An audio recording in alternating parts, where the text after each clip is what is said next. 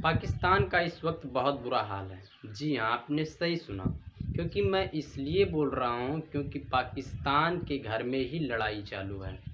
अगर घर में लड़ाई चालू हो जाए तो बाहर की लड़ाई जीतना मुश्किल हो जाती है। और वो इसलिए क्योंकि बलूचिस्तान अब अपने आप को आज़ाद बनाने की कोशिश कर रहा है। वो पूरी दुनिया से भीख मांग रहा है, वो पूरी दुनिया से कह रहा है कि मेरी आज़ादी में आप मदद करिए। इस कहानी में आगे बढ़ने से पहले मैं आपको 1971 की सैर कराना चाहता हूँ। वही 1971 जहाँ से पाकिस्तान के दो टुकड़े हुए थे और पाकिस्तान से एक नया देश आया था, बांग्लादेश। वही बांग्लादेश जिसकी आज़ादी के लिए भारतीयों ने उस समय बहुत मदद की थी। उस समय भारतीयों ने बांग्लादेश को आज़ाद कराने के लिए आसमान तक की चढ़ाई कर दी थी। अमेरिका से नहीं डरे थे, अमेरिका से नहीं डरे थे। आप सभी को मालूम होगा कि पाकिस्तान जब बटा था तो पाकिस्तान दो हिस्सों में था, पूर्वी पाकिस्तान और पश्चिमी पाकिस्तान। पूर्वी पाकिस्तान जो आज का बांग्लादेश है, कभी पश्चिमी पाकिस्तान से बहुत कहर गुजर रहा था। पश्चिमी पाकिस्तान के लोग पूर्वी पाकिस्तान के ऊपर बहुत अत्याचार कर रहे थे। इसी को देखते हुए पूर्वी पाकिस्तान के लोगों ने एक नया राज्य, नया देश बनाने की घोषणा की, जिसको नाम दिया बांग्लादेश। और इसी की लगातार लड़ाई चालू रही, जिसमें भारत इंटरफेयर करता है। क्यों?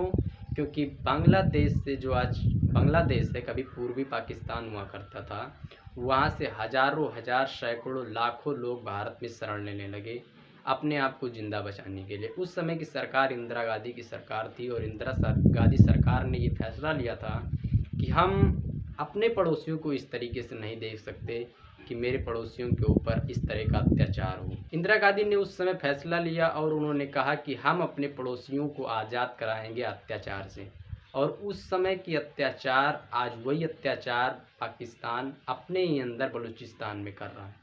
और बलूचिस्तान के लोग इस बात को सहन नहीं कर रहे हैं, इसलिए वो आज़ादी की मांग कर रहे हैं। जिस तरह 1971 में 93,000 सैनिकों के साथ उन्होंने भारत के सामने घुटने टेके थे, वही कहानी आज फिर से दोहराने की कोशिश कर रहा है पाकिस्तान। और मैं ये बात आपको इसलिए कह रहा हूँ क्योंकि बलूचिस्तान एक ना एक दिन आज़ाद होगा, क्योंकि लड़ाई ज़्यादा दिन तक नहीं चल सकती। बलूचिस्तान के एक मशहूर नेता हैं मीर यार बलोच। उन्होंने ट्वीट करके कहा है कि तुम मारोगे लेकिन हम निकलेंगे, क्योंकि हम नस्ल बचाने निकले हैं, आप हमारा साथ दो। उन्होंने पूरी दुनिया से मदद मांगी है बलूचिस्तान को आज़ाद कराने के लिए। इस पर आपकी क्या ओपिनियन है, आप ज़रूर बताइएगा। बढ़ते हैं फिर अपने कहानी पे। अब कहानी में आता है कि क्या भारत इस बार बलूचिस्तान की मदद करेगा। तो देखो, हम लोगों ने 1971 में देखा कि जब बांग्लादेश के ऊपर अत्याचार हो रहा था तो भारत ने मदद किया था। और इसी तरह मैं अपनी ओपिनियन से बता रहा हूँ कि अगर बांग्लादेश की मदद की थी तो इस वक्त बलूचिस्तान की भी मदद करने की ज़रूरत है।